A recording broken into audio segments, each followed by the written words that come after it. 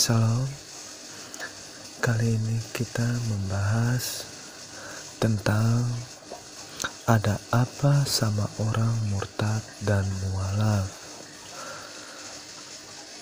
Sangat berbahaya dan sangat mungkin menyesatkan kesaksian pertobatan dari agama sebelumnya dengan agama yang dianutnya sekarang, atau pertobatan orang murtad atau orang yang mualaf.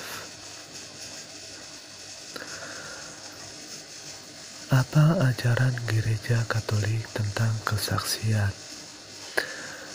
Pertama, kesaksian pribadi dalam gereja Katolik harus diselidiki kebenarannya oleh otoritas gereja, supaya kesaksian itu bukan hanya sebuah pernyataan atau karangan belakang yang bisa menimbulkan sesuatu hal, entah suatu popularitas atau karena finansial, dan juga karena suatu keterpaksaan atau dorongan suruhan oleh pihak tertentu. Bila ada unsur sesuatu dalam kesaksian dari agama sebelumnya, maka ini sangat berbahaya. Kebanyakan kesaksian para orang murtad atau orang mualaf adalah memuji agamanya sekarang dan menjelekkan agama sebelumnya. Dalam pandangan mereka, agama sebelumnya salah semua dan agamanya yang sekarang benar semua, tak ada cacat. Mereka sangat haus tepuk tangan atau pujian. Banyak juga pihak yang memanfaatkan hal ini untuk mendapatkan finansial ekonomi. Namun yang sangat disayangkan sekali, bagaimana seorang yang mengatakan bahwa karena kesaksian menjelekkan agama sebelumnya, jadi bisa memperkuat iman kita.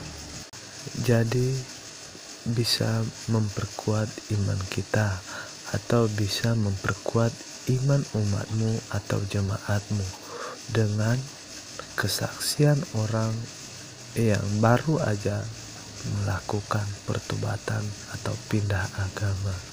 Bila Anda melihat bahwa dalam gereja Katolik sangat jarang ada kesaksian pribadi tersebut untuk dipublikasikan ke publik, itu karena gereja Katolik tidak ingin hidup dalam suatu kesombongan iman, apalagi cerita kepalsuan atau kebohongan seseorang. Karena memang dalam iman gereja Katolik, kesaksian adalah harus diselidiki kebenarannya dari otoritas gereja, baru itu bisa dipublikasikan secara umum dan atas nama gereja. Ada beberapa artis atau orang hebat yang kita lihat jadi orang Katolik tidak ada diminta kesaksian agama sebelumnya. Karena apa? Bila ini tidak diteliti kebenarannya kesaksian ini, maka mungkin saja seseorang mengarang alias tidak benar. Tapi tidak sedikit video yang kita lihat, entah orang-orang non-Katolik yang baru saja pindah agama menjadi Kristen, tapi dengan pedenya melakukan kesaksian di atas panggung, dan pada intinya dia hanya menjelekkan agama sebelumnya dan memuji agamanya sekarang. Dan juga banyak juga orang-orang yang mualaf yang melakukan hal serupa, yang baru saja pindah agama lalu memuji agamanya sekarang, bahkan mencaci maki agama sebelumnya. Dan apa yang Anda dengar bila seperti itu adalah kesaksian iblis yang membuat Anda tertawa senang dalam suatu kepalsuan, kebodohan, dan kepura-puraan iman.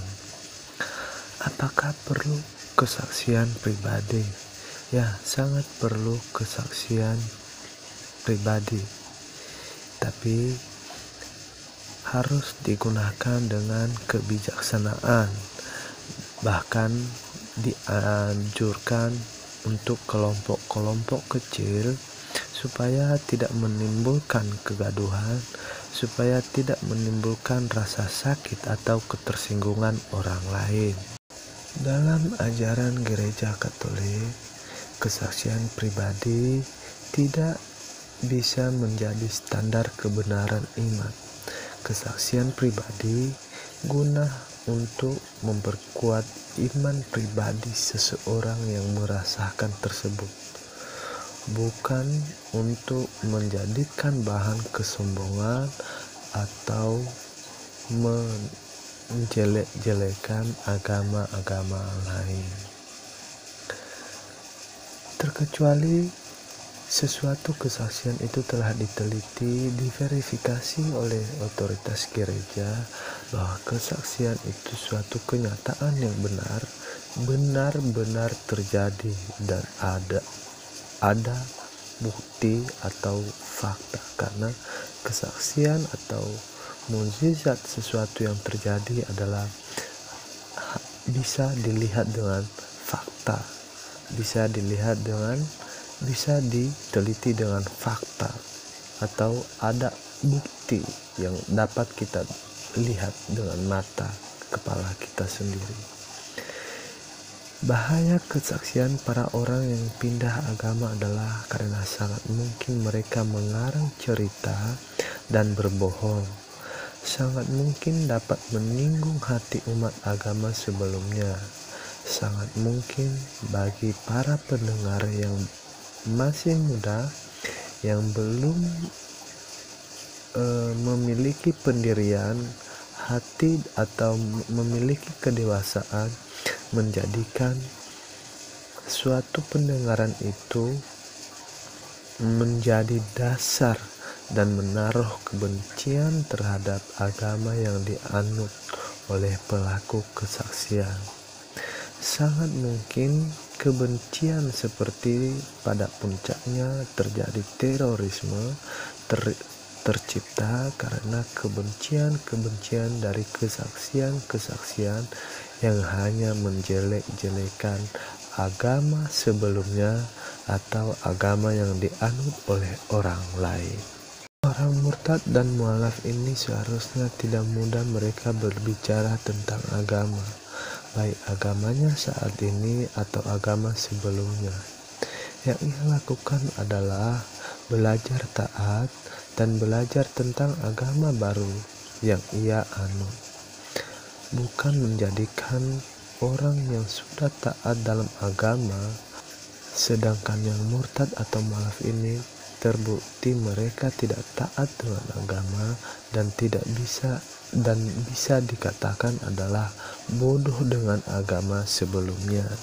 Apakah layak kita orang taat yang lahir dari agama ayah ibu kita yang melahirkan kita dan taat sampai saat ini, lalu mendengarkan orang atau kesaksian orang yang baru pindah agama? Kalau Anda menjawab iya, maka kita bukan hanya saja bodoh, tapi mungkin Anda dungu, dan ini sangat berbahaya. Semoga bermanfaat, dan jangan lupa bagikan pesan dan video ini karena sangat penting kita mencapai semua orang.